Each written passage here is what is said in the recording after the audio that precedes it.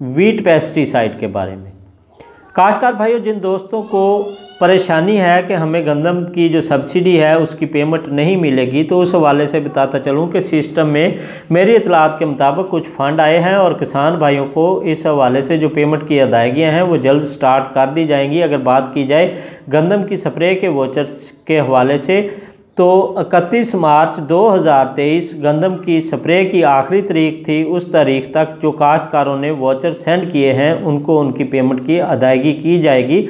अगर हम बात करें गंदम की बीज पे जो 1200 रुपये सब्सिडी का ऐलान किया गया था, उस हवाले से काश्तकारों ने कहा कि हमारी अभी तक कोई पेमेंट नहीं आई। तो उस हवाले से भी मेरे पास जो इतलात हैं, मेरे पास जो ख़बरें हैं वो यही हैं कि आइंदा हफ्ते में 15 अप्रैल से पहले आप लगा लें, 15 अप्रैल से पहले काश्तकारों को इसकी अदायगी जो है वो स्टार्ट हो जाएगी। चाहे वो गंदम के वोचर हैं, चाहे वो गंदम के इसके पेस्टिसाइड के वोचर हैं, उनकी अदायगी शुरू हो जाएगी। इजाज़त दीजिए।